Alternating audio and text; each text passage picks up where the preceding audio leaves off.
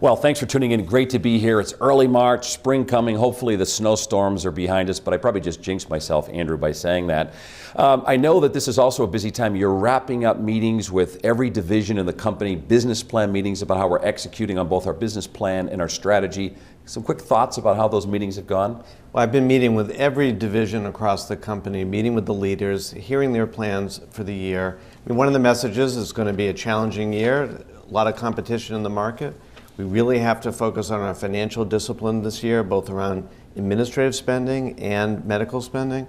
But I think the most interesting thing about the meetings, Jay, has been how much every group is taking our new consumer strategy to heart, asking new questions of their own work. How do we become more consumer-centric? How do we produce results for our customers and our members? And so clearly the strategy is taking hold across the company. So even as those business plan meetings happen and people are implementing their business plans, we're also working on the consumer engagement strategy. What's new there since the town halls? Well, you know, for example, when I met with our MAPS group, Provider and Member Services group, they're implementing a whole group of new interventions to try to look at pain points. Now, there are places where our members come up against roadblocks. How can we eliminate them? How can we make the experience for our members so much better? And I'm, again, enthusiastic about the work so far. I know there's been info sessions happening across the company by Lynn Bowman and Melinda Karp that have been really well attended. People are asking lots of questions, and they're giving a lot of ideas because we're all members. We all know those pain points. Yeah, we are consumers of the health insurance system and of the medical system, and we are the best people to kind of be giving ideas to ourselves. Somebody had an idea at one of the sessions I was at that said, you know, we should have a button, I'm a consumer too, because this is one thing we all know about. Sure. You are this week sending a letter to more than 100 hospital and physician leaders with some messages in that letter. Why the letter and what are the messages? Yeah. Well, every few years, Jay, I like to send a letter out kind of sharing some of our key ideas and priorities with physician and hospital leaders. You remember we did this several years ago. It got a little media attention when we really introduced our AQC more broadly to the network and sent a message. We have a new payment model which rewards performance. We're going to be moving away from the fee-for-service increases of the past.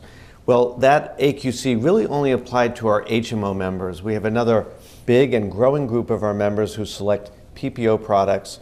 We spent the last 2 years designing a payment model like the AQC that would apply to our PPO members. It's now available starting in 1/1/16, and this is really a message to hospital and physician leaders. We're asking you to migrate your PPO membership to this new payment model, and those fee-for-service increases of the past, they're going to be in the past. So why are physician and hospital leaders, why would they want to do this? Is it because the HMO model has been such a success? Well, it has been a success both in lowering costs and improving quality. Also, a lot of these systems, think of Steward and Partners and Atrius and Lahey and UMass. They've built an infrastructure to care for our members in the AQC. They want to apply that infrastructure in other areas of their business, including their government business. Here's the biggest part of the commercial business, which is our PPO membership. I think many of them will be enthusiastic to apply that infrastructure, focusing on population health for those members, for our PPO members. And for our members, we know the quality of care improves under a model like that. We know that the recent study, the New England Journal of Medicine, again validated costs went down, quality went up. That's the value we want to deliver to our customers. Anthem. Yes. Significant security breach since our last Take 5. I know you've been following it. Yeah, well, so obviously this is one of the nation's most significant security breaches, and although we've had it in the retail and the banking sector, when it happens in healthcare, I think that raises the level of anxiety. Anthem is obviously a sister plan. It runs Blue plans in 14 different states. We've been having almost daily calls with Anthem leaders, with Blue Cross Association leaders. Feel really good about the way our team has come together, both in IT and communications and member services, other parts of the business. You know, fortunately, a very small number of our members had their Social Security numbers compromised, but it did affect more than 300,000 of our members, and Anthem is going to be offering them the best security protection, credit protection over the next few years.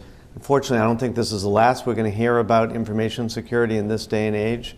But it's a top priority for the organization. Before we go, 2 other quick items I wanted to ask you about: our incentive plans and Bill Fandrick's leaving. Yeah. So first, on our incentive plan, we hit our targets. The board approved the payout of the incentive plan, and our associates will see it in their paycheck this week. So Great. good news there.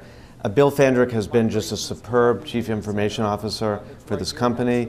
Unfortunately, another company recruited him away. We're going to miss him. We're going to celebrate his departure. We have a very strong team within IT. Bruce Bullen's going to be the acting CIO in the interim.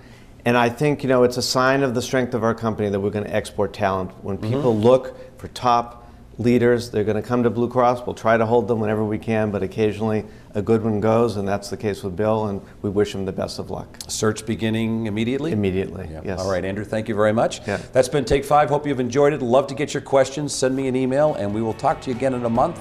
Until then, have a great rest of your week.